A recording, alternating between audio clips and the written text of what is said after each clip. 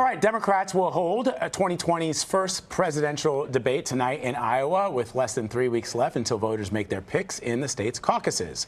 6 candidates will take to the stage tonight out of the 12 candidates still running. It is the smallest group to appear in any debate so far. Iowa Democrats will vote first for their presidential candidate on February 3rd.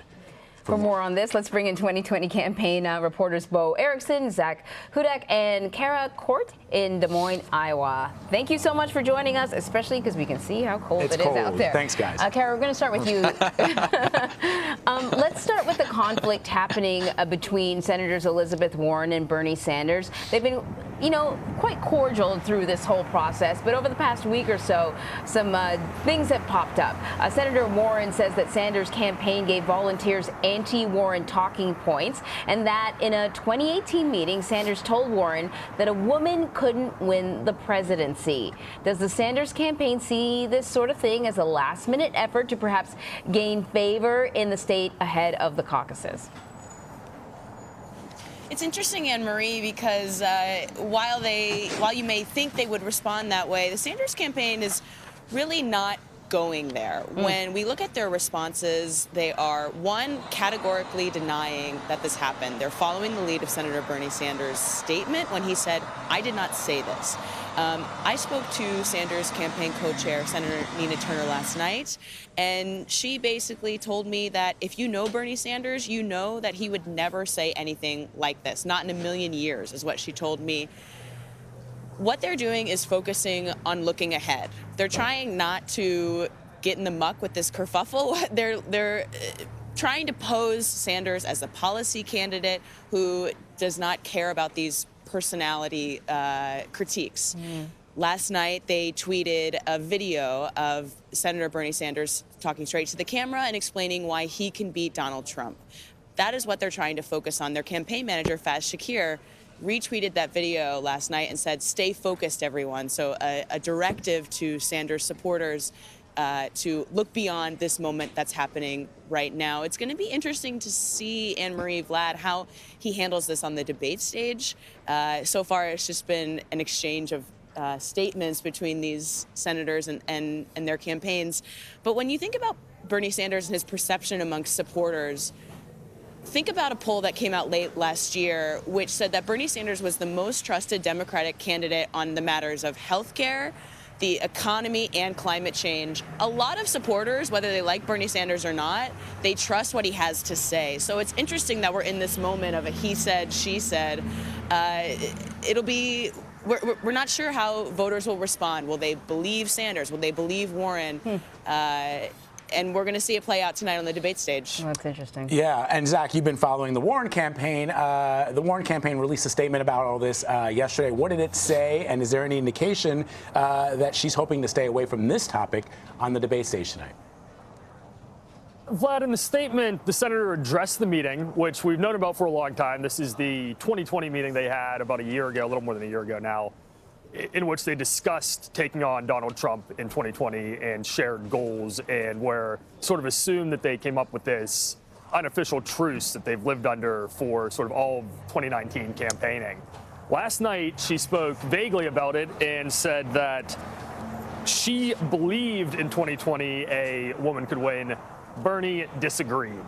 So she really didn't come in guns blazing, but her campaign waited most of the day before responding to this. There was radio silence. It kind of marinated in the news ether, and everybody's been thinking about it at this point. And something Cara and I were talking about earlier that we should keep in mind here is Elizabeth Warren's been trying for most of the campaign to beat Bernie Sanders on policy, right? He'll come out, he will have his Medicare for All bill, and she'll say, "I'm going to find a better way, a more realistic way to do that."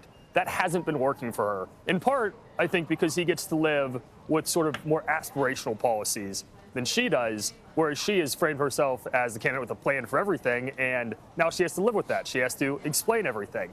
Here we're seeing sort of a pivot, though, to a character question. I think we're almost certain that on the debate stage, she'll be asked, or he will be asked, both of them will be asked, about this meeting. And this is an opportunity where even if Warren speaks in vague terms, as she did last night, this could insert some questions for progressive voters about Bernie Sanders, and this is a way she could attack in on him. So listen, before I pivot over to Bo, Zach, I just want to clarify things. When is she saying that this meeting happened, or when is she saying that Sanders said these things? Is it just one occasion or several occasions?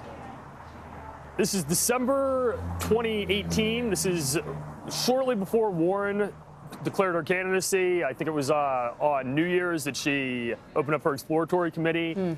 This is the meeting when she was telling Bernie Sanders, I'm going to run for president. I don't know that he was decided yet, but it was highly speculated he would be.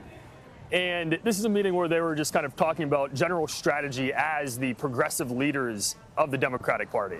Okay. That is great. Okay, right. So Bo, no doubt foreign policy is going to be an issue during the debate. Of course, everyone has, often whatever's in the news cycle really makes it onto the debate stage. In this case, it's the Iran U.S. crisis that we've been witnessing.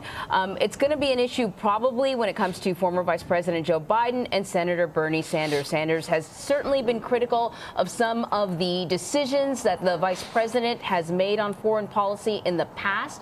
But how different are their stances on foreign policy now? Hi, Vlad and Anne-Marie. So, yes, Senator Bernie Sanders is trying to take the Iran news and make it all about Joe Biden's Iraq war vote in 2002. He's seen this is the moment that they can kind of crystallize and question Joe Biden's global judgment and how he thinks about war.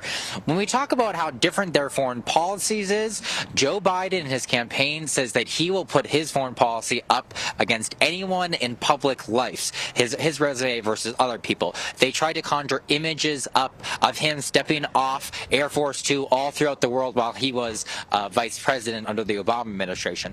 But for Bernie Sanders bringing up this Iraq war vote, Joe Biden says he does not want to get into it with Bernie Sanders, which is kind of convenient for him, but as we can guess, it'll probably come up tonight on the debate stage. When I'm talking to senior advisors and the loudest surrogates here in Iowa, former Secretary of State John Kerry, namely, he says that we have to consider the contemporaneous time that this vote was taken in. John Kerry, Joe Biden, many other Democratic senators says that they were just trying to work with the Bush administration and they were not voting for all of the strategies that the Bush administration finally implemented with the Iraq war vote. And one last element here that I think is maybe being overlooked is we're trying to figure out what Bernie Sanders is saying about Joe Biden now running for president in 2020. He's trying to paint him as a war hawk. That is just not something that we see in the rhetoric that Joe Biden uses on the campaign trail. He really seems to value the sacrifice that our military men and women put when going into these wars. He speaks regularly, almost every event, about his son, Bo Biden, who served in the Middle East. And Joe Biden says that he actually thinks that Bo Biden contracted glioblastoma, that cancer that ultimately ended up killing him. That is the scope that Joe Biden will be thinking about if he is elected president when he is thinking about sending troops into war. All right. As always, Bo, Zach, and Cara, thank you so much for your reporting. We appreciate it. Thank you. So CBSN will have live coverage before and after tonight's debate. Join us at 8:30 p.m. Eastern as our team of correspondents and contributors get you set for the 7th primary debate.